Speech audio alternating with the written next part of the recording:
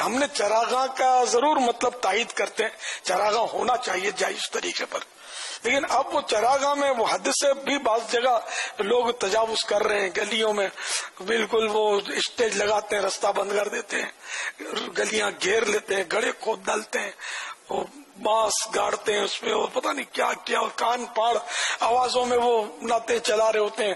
تو اس طرح مطلب حقوق عامہ تلف کرتے ہیں، حقوق العباد پائمال کرتے ہیں اور لوگوں کو تکلیف دیتے ہیں. جشن ولادت یہ نہیں ہے. جشن ولادت تو ہماری آنکھوں کی ٹھنڈک اور دل کا سرور، اور جشن ولادت وہی جشن ولادت ہے جس سے مسلمان کے دل کو، بدن کو، روئے روئے کو راحت پہنچے. یہ ایک ایسا جشن ولادت ہے کہ اگلے کی نیند اڑ جائے بیچارے کی، گل کان پھاڑ آواز سے وہ نعتیں پڑی جا رہی ہیں اور ایکو ساؤنڈ لگا ہوا ہے، گلی گھری بھی، اور واہ واہ مرحبا اور آقا کی آمد مرحبا، اور جوشیلے نعرے لگ رہے ہیں، اور سونے پر پابندی ڈال دی ہے، مریضوں کو آرام لینے پر پابندی، چھوٹے بچے کو بیچارے کو چیخ چیخ کر ماں باپ کو جگانے کی ڈیوٹی.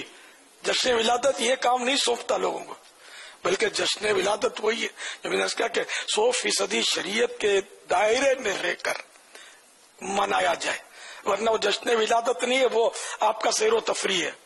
اس میں کوئی وہ ثواب کی امید نہ رکھیں، بلکہ گناہوں کی صورتیں واضح ہیں اس میں. تو ہم جشن ولادت اس لیے کرتے ہیں کہ ہمیں ثواب ملے، ہمارا رب راضی ہو، مصطفیٰ خوش ہوں، اور ہم جام کوثر پیئیں ان کے ہاتھوں. اس لیے تھوڑی مطلب ہم منا رہے ہیں کہ ہمیں معاذ اللہ قیامت کے دن حکم ہو گئے جہنم میں چلے جاؤ، تم نے مسلمانوں کو تنگ کیا ہے، لوگوں کے دل دکھائے، تم نے نیندیں برباد کی ہیں، لوگوں کی راستے گھیر کر مریضوں کی ایمبولینس بھی نہیں جانے دی. اس لیے تم کو تھوڑی کہا گیا تھا. بہرحال یہ کہ دانش مندارہ اشارہ کافی ہے.